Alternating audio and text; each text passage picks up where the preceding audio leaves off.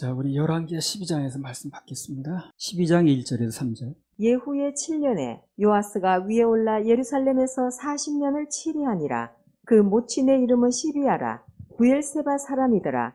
요아스가 제사장 여호야다의 교훈을 받을 동안에 여호와 보시기에 정직히 행하였으되 오직 산당을 제하지 아니하였으므로 백성이 오히려 산당에서 제사하며 분향하였더라. 자, 요아스 왕이 여호야다의 교훈을 받을 동안에는 정직히 행했다 그랬어요.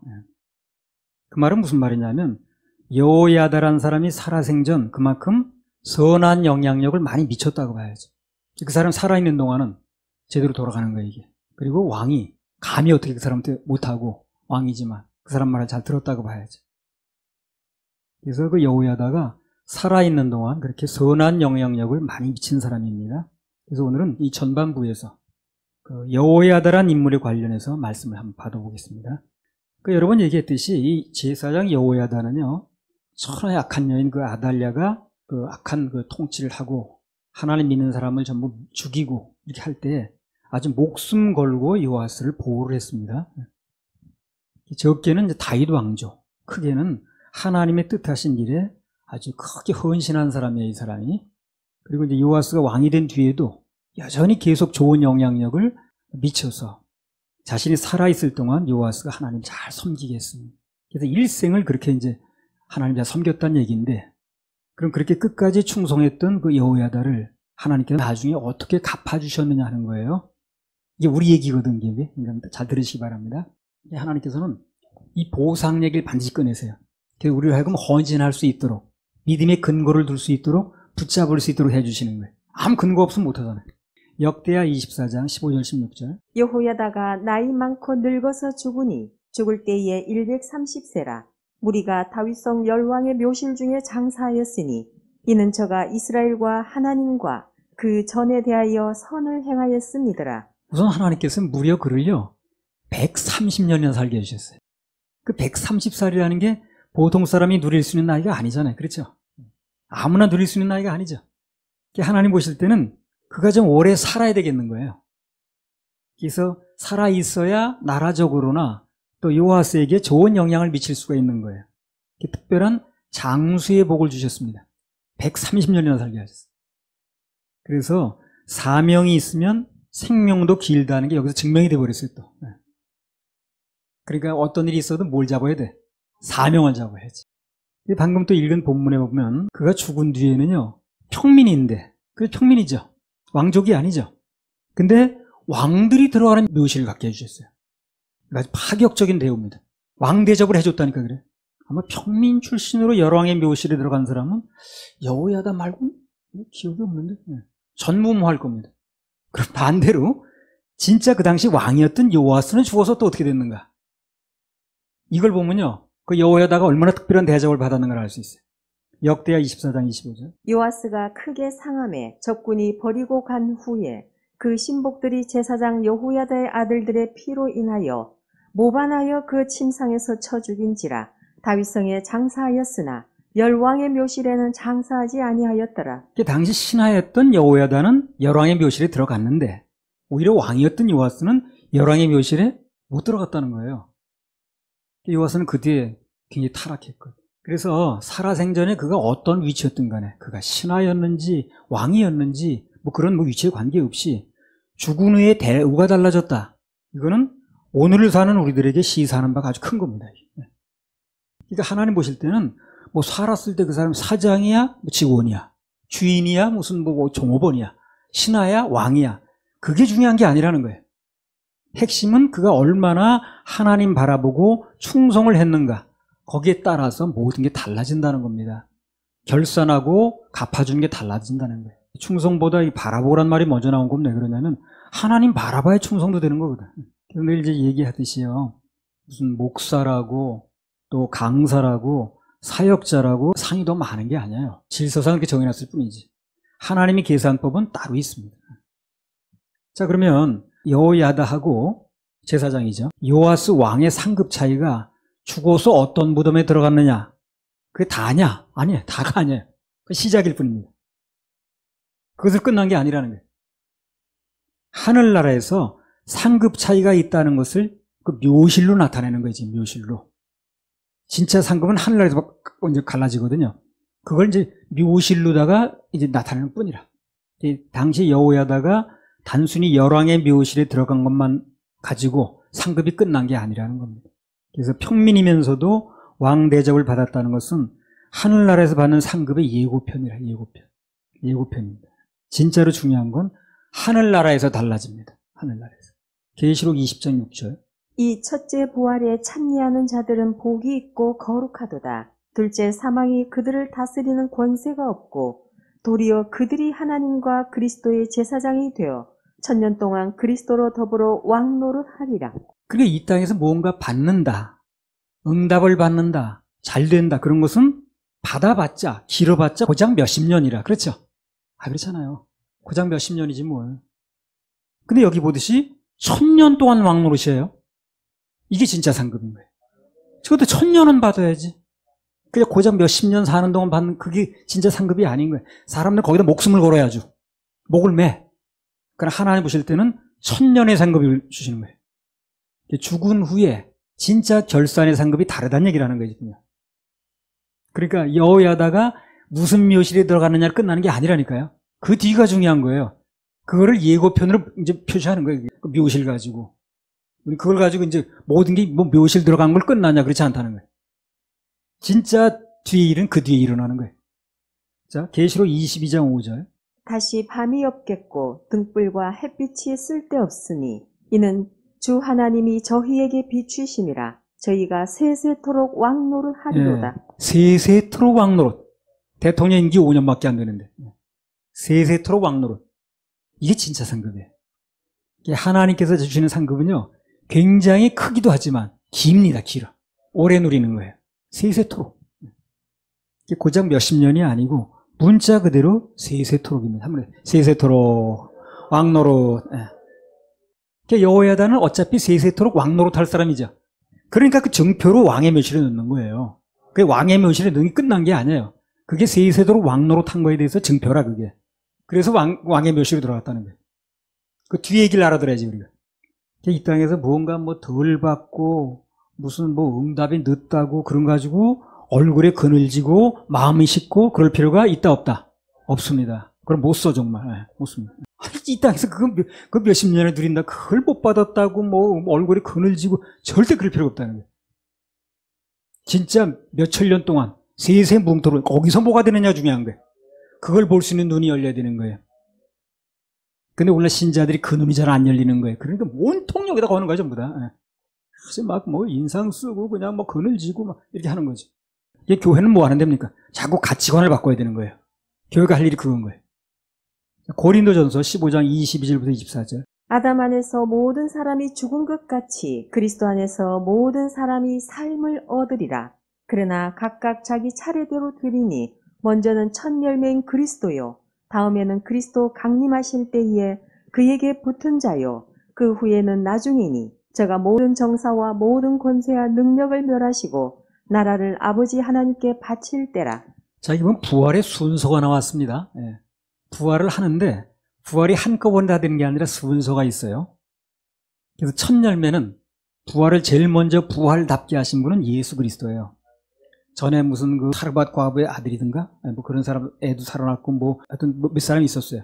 그건 부활이 아니에요. 잠시 혼이 돌아왔던 겁니다. 다시 죽었습니다. 그리고 육체는 썩었습니다. 근데 진짜 생명의 부활로 나타나서 영원히 사는 부활은 예수 그리스도가 첫 열매입니다. 그래서 첫 열매. 그리고 다음에는 어떤 부활이냐? 그분이 이제 이 땅에 재림하십니다. 강림을 하세요.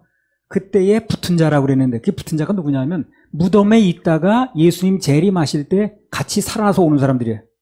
그 사람이 붙은 자입니다. 그리고 그 후에는 나중이라고 그랬죠, 여기요. 나중은 뭐냐면 주님의 공중 재림하실 때 이 땅에 살아있는 사람들이 있어요. 그런 사람은 죽었다 다시 살린 게 아니라 변화를 시킵니다, 그대로. 우리가 그렇게 돼서 얼마나 좋겠어요. 그러나 그렇게 안 돼도 상관은 없어요. 왜냐하면 다시 부활하니까. 그래서 공중 재림하실 때 살아있다가 죽었다 다시 살아나는 게 아니라 그냥 변화되는 사람들이 있어요. 근데 이거는 첫째 부활로 같이 보는데 그러면 동시에 일어나는 거기 때문에, 동시에. 그래서 예수님이 이 땅에 재림하실 때 무덤에 있다 일어나는 사람이나 이 땅에 있다가 호련히 변화되는 사람이나 시간적으로 거의 동시입니다. 그래서 한 묶음으로 봐요, 그걸요. 그래서 예수님 첫째 그 부활이 천년매였고, 그 다음에 첫 번째 부활이 있는데, 첫 번째 부활이라는 것은 예수님이 이제 재림하실 때 무덤에 때 일어나는 사람들이거든. 그 사람들과 그 당시에 살아있는 사람이 누군지, 그 살아있는 사람이 호련히 변화되는 사람이 있어요. 그걸 한 묶음으로 보는 거예요. 그래서 크게 첫째 부활과 둘째 부활로 나누게 되는데, 첫째 부활은 예수님 안에서 잠자는 자들, 또는 극히 예외적이지만 예수님 재림하는 그 당시에 살아있던 사람들, 구원받고 그 사람은 그냥 변화가 됩니다. 죽음으로 들어갔던 다시 나오지 않고. 그럴 필요가 없는 거예요. 굳이 죽였다가 다시 할 필요가 없는 거예요. 그래서 산채로 그냥 변화를 시킵니다. 그건 거의 동시에 일어나요. 자, 그 다음에 계시록 20장 5절 6절. 그 나머지 죽은 자들은 그 천년이 차기까지 살지 못하더라. 이는 첫째 부활이라. 이 첫째 부활에 참여하는 자들은 복이 있고 거룩하도다. 둘째 사망이 그들을 다스리는 권세가 없고 도리어 그들이 하나님과 그리스도의 제사장이 되어 천년 동안 그리스도로 더불어 왕노를 하리라. 첫째 부활은 뭐냐? 부활 후에 주님과 천년 왕국에서 부활이 되게 되면 재림하게 되면 천년 왕국으로 들어가요. 그 천년 왕국에서 같이 왕노릇을 하는 거예요. 천년 왕국에서 같이 왕노릇할, 즉 구원받은 하나님의 자녀들이 하는 부활을 첫째 부활이라고 합니다. 첫째 부활에 참여해만 복이 있습니다. 첫째 부활에 참여하는 자는 복이 있다고 그랬어요. 그럼 둘째 부활은 뭐냐? 계시록 20장 11절에서 15절. 또 내가 크고 흰 보좌와 그 위에 앉으신 자를 보니 땅과 하늘이 그 앞에서 피하여 간데 없더라. 또 내가 보니 죽은 자들이 물론 대소하고 그 보좌 앞에 섰는데 책들이 펴있고 또 다른 책이 펴졌으니 곧 생명책이라. 죽은 자들이 자기 행위를 따라 책들에 기록된 대로 심판을 받으니 바다가 그 가운데서 죽은 자들을 내어주고 또 사망과 음부도 그 가운데서 죽은 자들을 내어주매 각 사람이 자기의 행위대로 심판을 받고 사망과 음부도 불못에 던지우니 이것은 둘째 사망 곧 불못이라. 누구든지 생명책에 기록되지 못한 자는 불못에 던지우더라. 자, 여기 보면요, 신보좌 심판이라고 하는 마지막 심판입니다. 그때에 죽은 자들이 다 하나님 보좌 앞에 서 있다는 거야. 심판받으려고. 이건 뭘 말합니까? 죽은 자들이 서 있다는 게 뭐예요? 살아난 거예요. 살아난 거예요. 그래서 죽은 자들이 물에 빠져 죽었는지 불에 타 죽었는지 무슨 알 타 죽었는지 자부지간 보호자 앞에 서 있다는 거예요. 왜? 심판받으려고. 근데 한 명도 예외가 없어요, 그때. 그래서 다시 살아나는데 안 그러면 죽은 사람이 서 있을 수가 없으니까. 그런데 그들은 왜 살아났냐면 심판받으려고. 심판받고 바로 지옥으로 가는 겁니다. 그래서 구원받은 사람들은 이미 첫째 부활에 참여했지, 여기 신보좌 심판대에는 서는 둘째 부활에 참여하지 않습니다. 그래서 이 신보좌 심판대에 서 있는 사람들은 전부 구원받은 사람이 아니에요. 근데 무지하게 많은 사람이 서 있다는 거예요. 그래서 이 사람들이 하는 부활은 곧바로 살아나자마자 심판받고 불못으로 간다고 그랬죠. 지옥으로 떨어지는, 하나님만도 못한 부활이 되는 거예요, 이 사람들은. 그러니까 둘째 부활은 첫째 부활하고 1000년의 시간차가 있어요. 1000년에. 근데 그것은 다시 살아나자마자 심판받고 지옥 가는 부활이라. 그러니까 첫 번째 부활에 참여하는 사람이 복이 있는 거예요. 그래서 부활은 누구나 합니다. 사람들이 죽으면 끝이지 뭘 그냥 새빨간 거짓말입니다. 그처럼 거짓말이 없어요. 죽으면 끝이 아니에요. 누구나 예수 믿고 죽었든 안 믿고 죽었든 다 부활하는 거예요. 단 영혼을 어디 가서 사느냐, 거주지가 달라지는 거예요. 그 거주지를 우리는 지금 정하는 거예요. 교회가 그걸 도와줘야죠. 그러니까. 지금 아파트 평수 늘리는 게 중요한 게 아니라. 그래서 둘째 부활은 첫째 부활하고 1000년 시간의 차를 두고 일어나는데, 다시 살자마자 죽지 않은 몸으로 사는 건 맞아요. 그런데 심판받고 지옥을 간다는 거예요. 그래서 그것은 부활이라고 말하지도 않고 굳이 하나님마도 못한 부활이 되는 거예요. 자, 이런 가치관들이 들어가면요, 사람이 살아가는 방법이 달라지는 거예요. 생각하는 게 달라집니다. 내가 이 남은 인생이 뭘 하고 살아야 될 것인가, 어떤 생각을 가지고 무슨 말을 하면서 무엇을 내가 하면서 살아야 될 것인가, 어떤 가치관으로 살아야 될 것인가, 이 결정이 되는 거예요. 이게 신약 성경 시브리서 9장 27절에 보면 한 번 죽는 것은 사람에게 정하신 것이요 그 후에는 심판이 있다고 그랬는데, 그 심판이 바로 이걸 얘기를 해요. 그때 부활되는 사람은, 두 번째로 부활되는 사람은 심판받고 바로 심판받고 지옥으로 가는 겁니다. 그래서 부활은 누구나 다 하는 건데, 문제는 그게 어떤 부활인가가 중요하다는 거예요. 그래서 가장 좋은 것은 구원받은 자의 부활입니다. 안 그러면 방금 봤듯이 다시 살자마자 심판받고 지옥 가니까 그건 의미 없는 부활이에요. 그래서 더 좋은 부활이 있는 거예요. 그래서 우리는 그 더 좋은 부활에 참여하고자, 첫 번째 부활에 참여하고자 우리 전도를 해야 되는 것이고 또 우리 복음을 전하는 것이고 굳이 그렇게 얘기를 하는 거예요. 자, 히브리서 11장 33절 35절. 저희가 믿음으로 나라들을 이기기도 하며 의를 행하기도 하며 약속을 받기도 하며 사자들의 입을 막기도 하며 불의 세력을 멸하기도 하며 칼날을 피하기도 하며 연약한 가운데서 강하게 되기도 하며 전쟁에 용맹되어 이방 사람들의 진을 물리치기도 하며 여자들은 자기의 죽은 자를 부활로 받기도 하며 또 어떤 이들은 더 좋은 부활을 얻고자 하여 악형을 받되 구차히 면하지 아니하였으며 어떤 이들은 더 좋은 부활을 얻고자 하여 악형을 받되 구차히 면하지 아니하였으며. 더 좋은 부활이라는 말이 나왔어요. 그 부활은 다 같은 부활이 아니라 등급이 있습니다. 등급이. 그래서 그것 때문에 우리는 더 헌신하는 것이고 더 충성하는 것이고 더 많이 심기도 하는 거예요. 그래서 그런 게 있기 때문에. 똑같으면 누가 그렇게 하겠어요? 고린도전서 15장 41절부터 44절. 해의 영광도 다르며 달의 영광도 다르며 별의 영광도 다른데 별과 별의 영광이 다르도다.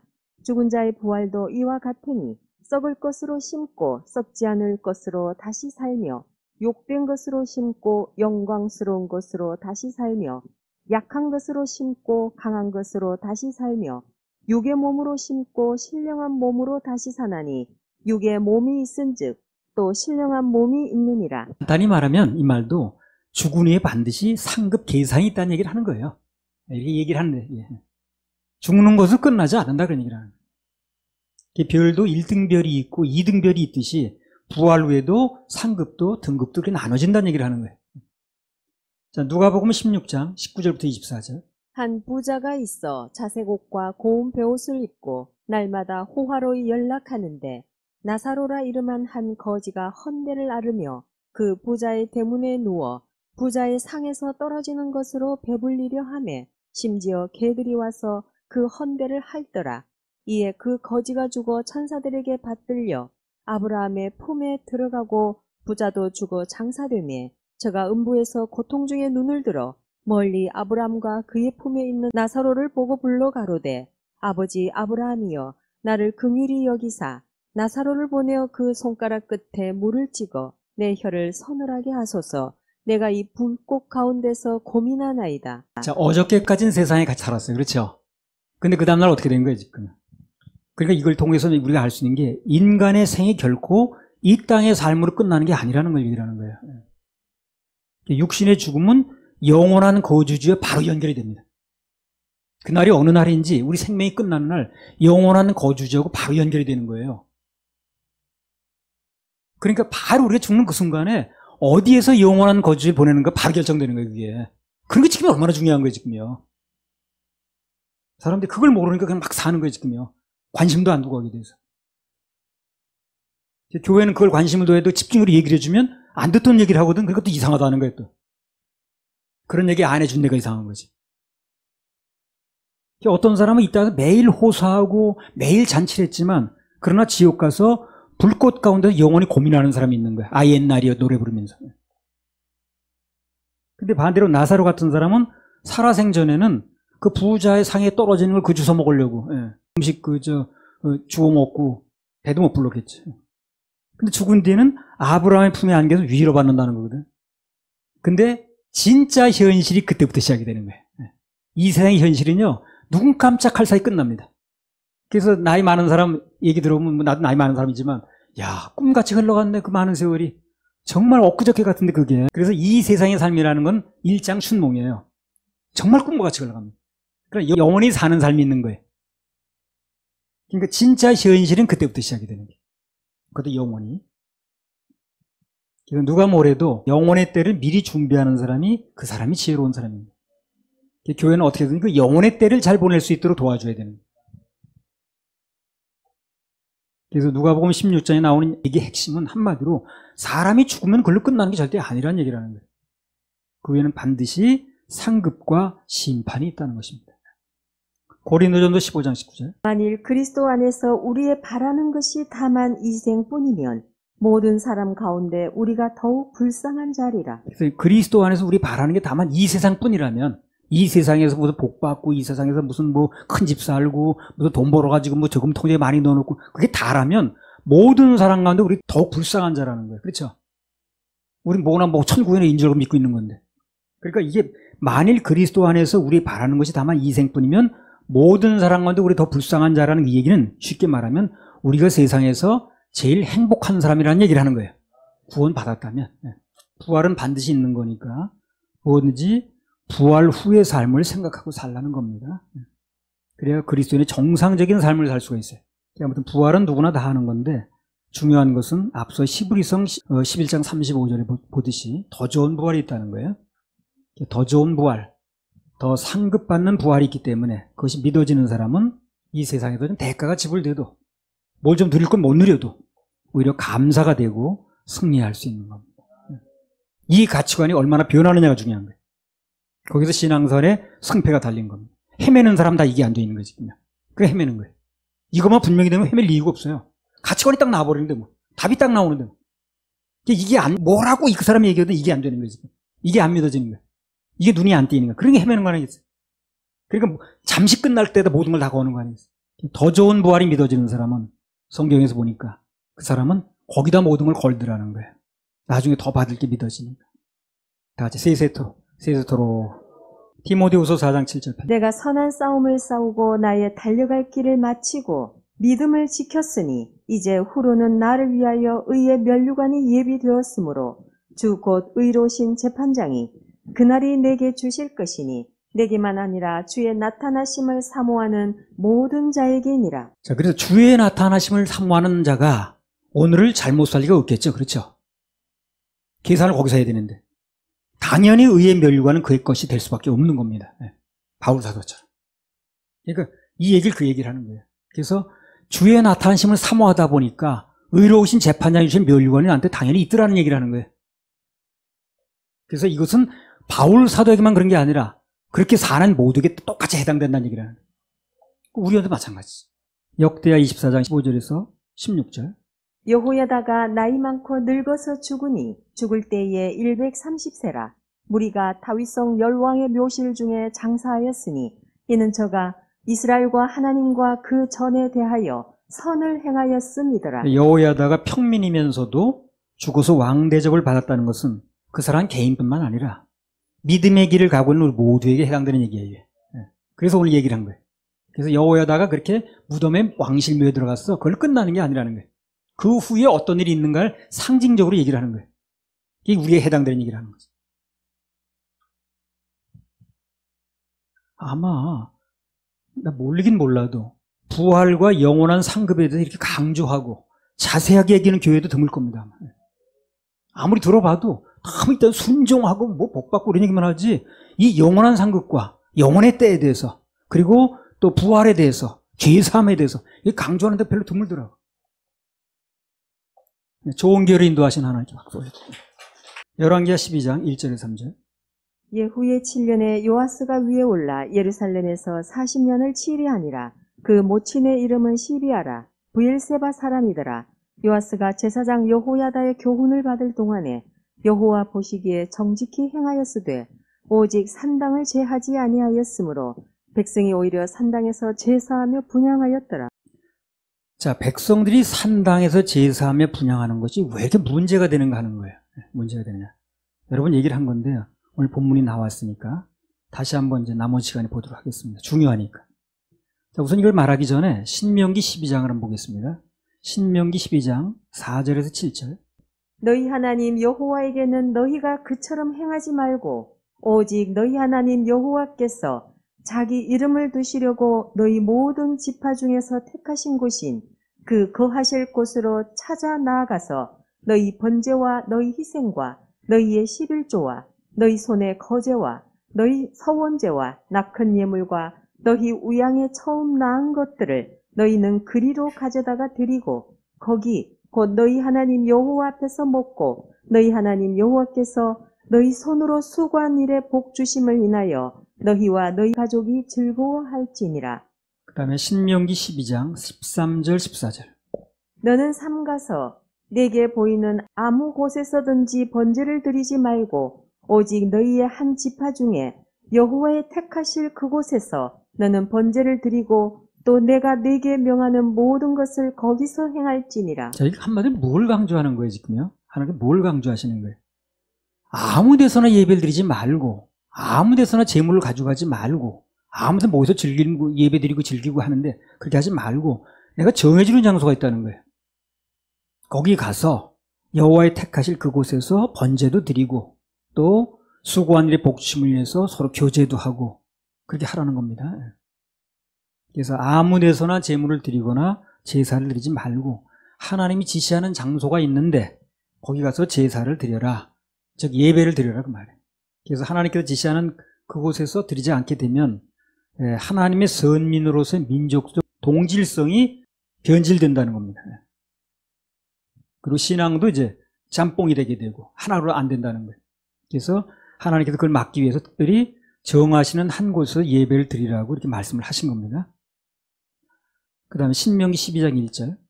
내 열조의 하나님 여호와께서 내게 주셔서 얻게 하신 땅에서 너희가 평생에 지켜 행할 규례와 법도는 이러하니라. 그래서 이 법도는 개인적으로는 평생, 나라적으로는 대대로 지켜야 되는 하나님 명령입니다, 이게. 근데 그게 그 뒤로 전혀 지켜지지 않아서 잘, 전혀라고까지 말할 수 없지만 대부분 잘 안 지켜졌습니다. 그래서 안 지켜지면서 예배는 드려야 되겠으니까 전혀 안 드릴 수는 없거든. 그래서 편법으로 나온 게 오늘 말이라는 산당인 거예요, 이게. 성전을 짓기 전에 그 어떤 정소가 있었고 성전을 지은다면 성전에 가서 드려야 되는데 거기까지 가기가 너무 번거롭거든. 그래서 동네에다 아무거나 지어놓고 난 예배 드리는데 뭘 하고 시작된 게 산당이라는 거예요. 열왕기상 22장 43절. 여호사밧이 그 붙인 아사의 모든 길로 행하며 돌이켜 떠나지 아니하고 여호와 보시기에 정직히 행하였으나 산당은 패하지 아니하였으므로 백성이 오히려 산당에서 제사를 드리며 분향하였더라. 그 역대 왕들이 쭉 있었는데 그 왕들 중에 괜찮은 왕, 뭐 아주 악한 왕은 말할 것도 없고 얘기할 필요도 없고 괜찮다고 하는 왕들도 이걸 못하는 거예요.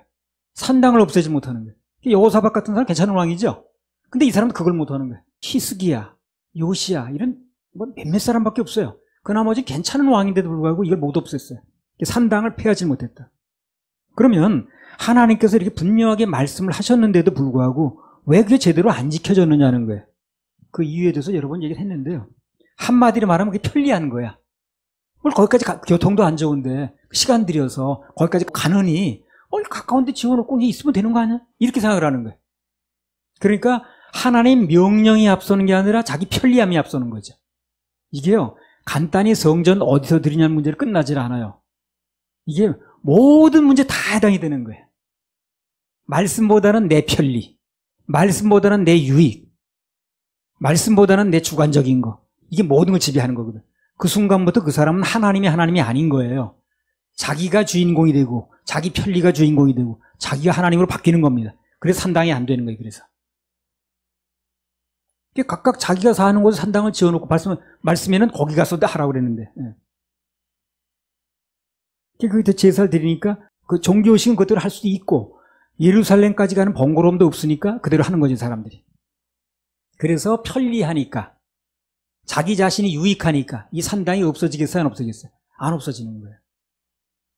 산당이 없어진다는 것은 가치관이 바뀌는 걸 얘기를 해요. 근데 가치관이라는 건 자기가 유리한 쪽으로 세워지는 거거든, 그게. 그렇잖아요? 그러니까 그게 안 바뀌는 거예요. 그래서 가치관이 바뀐다는 얘기나 산당이 깨어져야 된다는 얘기나 같은 얘기를 하는 겁니다. 근데 이게 잘 안 바뀌었다는 걸 봐서 그만큼 가치관이 깨지기가 쉽지 않은 거예요. 그러나 그럼에도 불구하고 가치관을 바꾼 사람은 하나님 위대하겠습니다. 그 사람은. 드물거든 그런 사람. 희소성의 가치가 있는 거예요.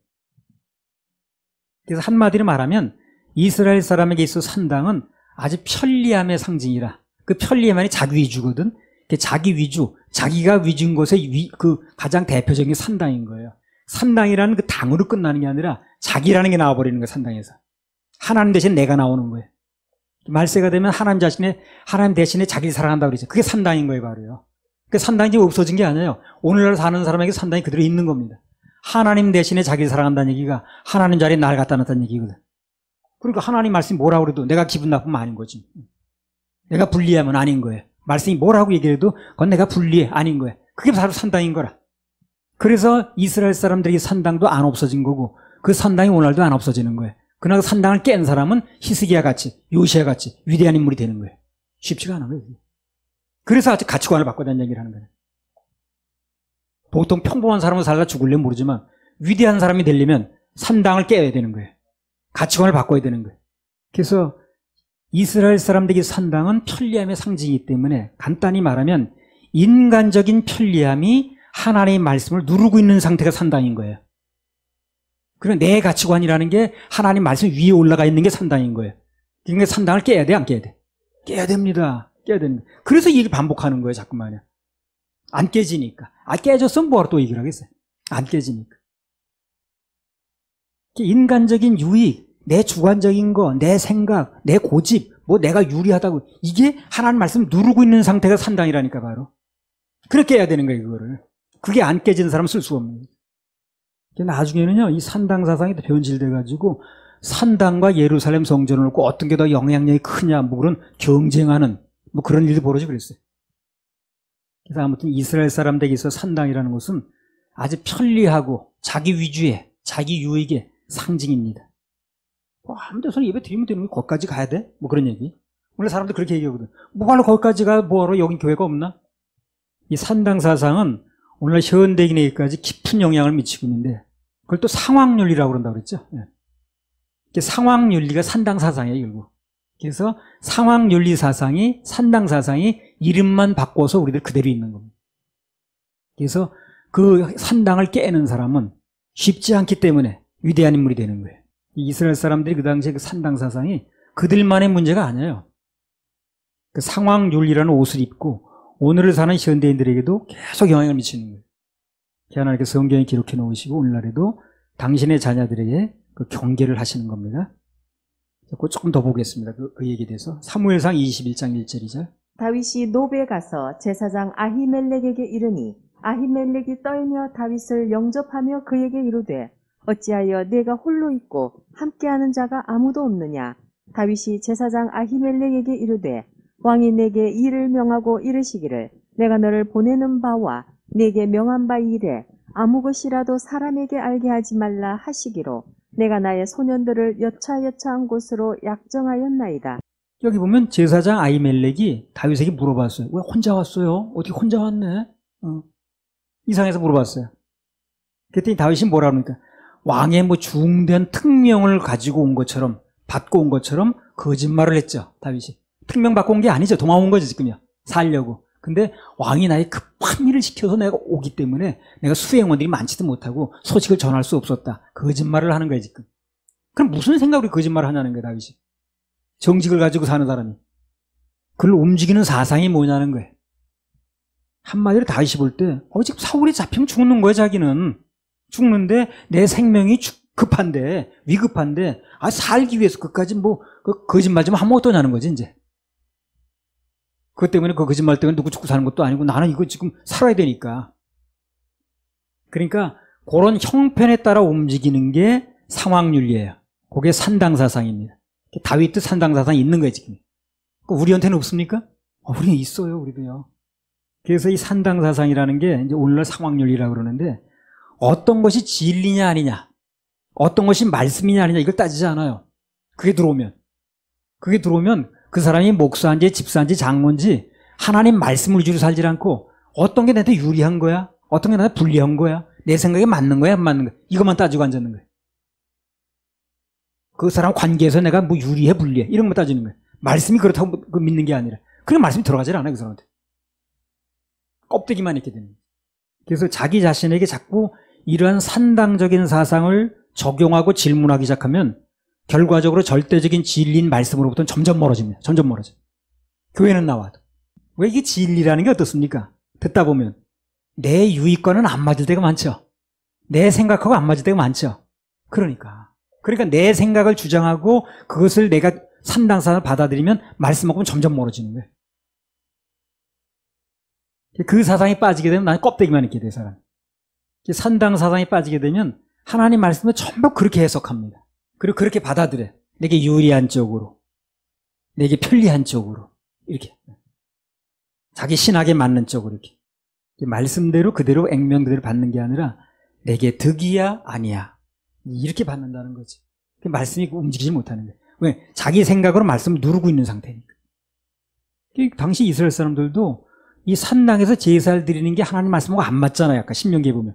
그걸 따지는 게 아니게 간단히 말하면 우리가 원리 가느냐 안 가느냐 이걸 따지지 말고 이게 지금 하나님 말씀이 맞는 거야 안 맞는 거야 이렇게 따져야 되는 건데 그게 정답이 나오는 건데 그렇게 따지질 않는 거예요.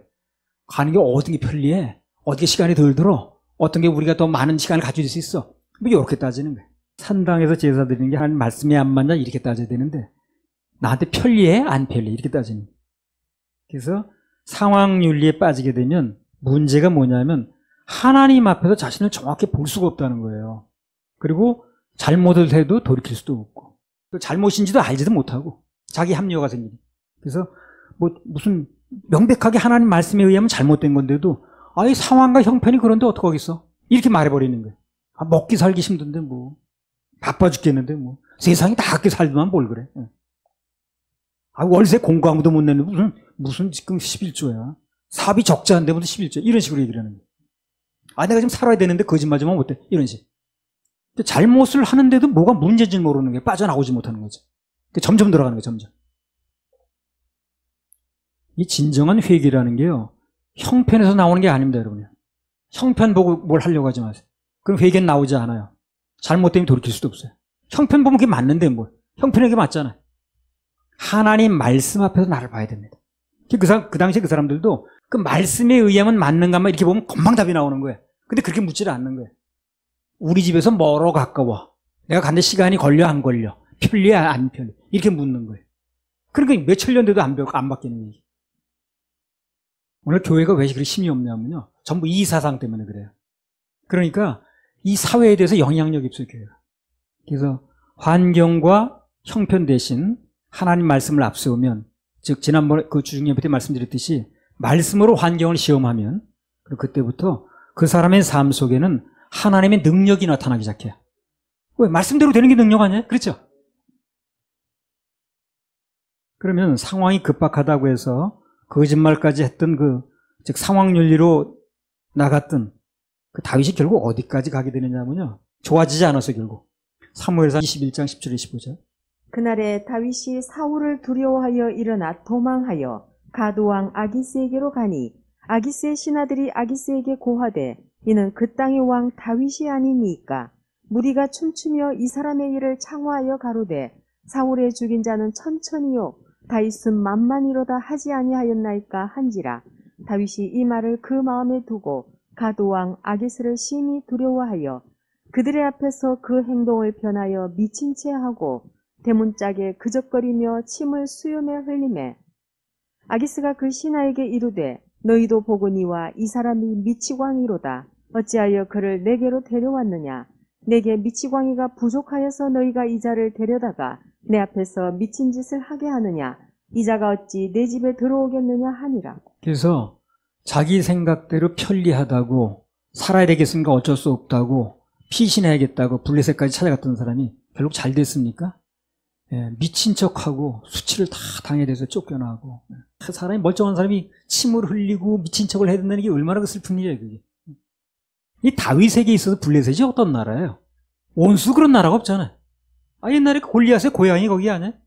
그래서 블레셋 골리앗인가 그 사람이 나와가지고 막 하나님 저주하고 뭐 그냥 뭐 할 때에 철저히 원수 아닙니까? 하나님 원수는 내 원수니까. 여러분 하나님 원수가 여러분 원수 맞습니까? 맞아요? 그게 맞아야지. 하나님 원수가 내 원수가 맞아야지. 왜 우리가 공산주의 유물론을 싫어합니까? 근데 공산주의 뭐 특별한 피해자도 아닌데.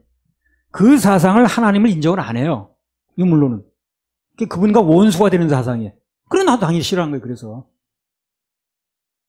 하나님의 자녀들은 당연히 싫어야지. 그 다윗이 사무엘 17장에서 골리앗하고 싸울 때 난 만군의 여호와 이름으로 나간다. 넌 네 신들의 이름으로 나왔지만 그 싸울 때 생각했다면 어떻게 블레셋 나라를 거기 가서 몸을 의탁하냐고. 아무리 급하기로서는. 온갖 저주를 하나님께 다 퍼부은 사람. 그래서 결국 다윗이 미친 척을 하는 장면이 나오는데 정말 미친 거예요, 정말. 정말 미친 겁니다. 근데 그것도 간단히 말하면 원인이 어디 있냐면 우선 살고 보자는 편리사상이에요, 그게. 그 사상에 잡히게 되면 그게 되는 일인지 안 되는 일인지 구별을 못해요. 그럼 내게 유익해지 뭐. 우선 내가 살고 봐야지. 여기에 사로잡히면 산당사상이 들어가면 그 사람이 무슨 일을 하면서도 알지 못한다. 그래서 하나님께 깨겠다는 거예요. 그게 안 깨지면 안 되거든. 그리고 살고 보자는 사상이 보면 불레세를 가든 말든 상관이 없는 거야. 하나님의 자녀들은 좀 어려워도 그분의 말씀 따라가야 됩니다. 말씀으로 환경을 시험해야 됩니다. 자꾸 상황과 형편에 맞추다 보면 이렇게까지 인생이 비참해진다는 얘기를 하는 거예요, 지금. 다윗을 통해서. 경험은 다윗이 했으니까 우리가 똑같이 다윗을 경험을 또 할 게 아니라 우린 거기서 다른 길을 가면 되는 거예요. 반면교사. 마태복음 5장 13절. 너희는 세상의 소금이니 소금이 만일 그 맛을 잃으면 무엇으로 짜게 하리요?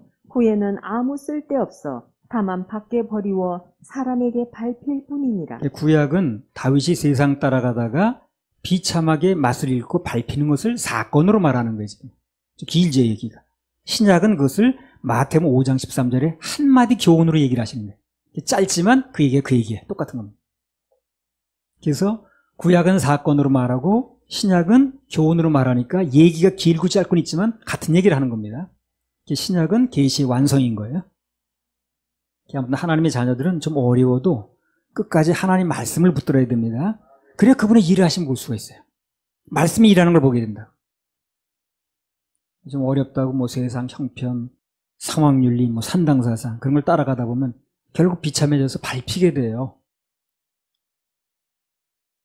같은 맥락에서 하나님 자녀라면 조금 핍박이 와도 안 들어야 될 얘기를 듣는다 할지라도 뭐 술이라든가 담배라든가 뭐 마약이라든가 뭐 제사 문제라든가 나쁜 친구라든가 나쁜 습관이라든가 과감하게 끊어야 됩니다. 그거 끊어야 됩니다. 안 밟히고 싶으면.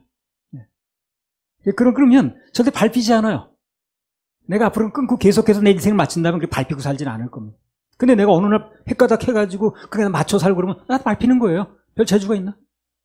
이게 밟힌다고 그랬는데 맛을 잃어버리는데 뭐 하겠어? 소금이 맛을 잃었는데 그건 뭐 건축 재료로 쓸 거예요. 무슨 뭐 소금을 가지고 뭘 쓸 거예요? 그걸 부를 때 가지고 화목을 할 거예요. 아무짝에 쓸모없는 거예요. 맛 하나 보자는 거거든요. 그렇잖아요. 그 맛을 잃으면 안 되는 거예요.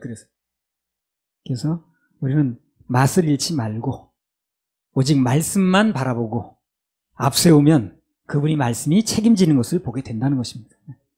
오늘 거기까지 하고요. 다음 시간에는 그 상황윤리에 빠져서 그렇게 이제 비참하게 됐는데 다윗이 하나님이 그를 그냥 내버려 두지 않고 건져내셨어요.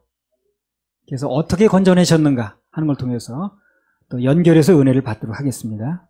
정말 중요한 얘기가 다음 시간에 나오니까 꼭 들으시기 바랍니다. 그래서 첫 번째 전반부에서는 하늘나라 상급이 있다는 거, 부활이 더 좋은 부활이 있다는 거, 그리고 또 이 세상을 살아갈 때는 그 산당사상 그것을 깨트려야 된다는 거, 그런 얘기입니다.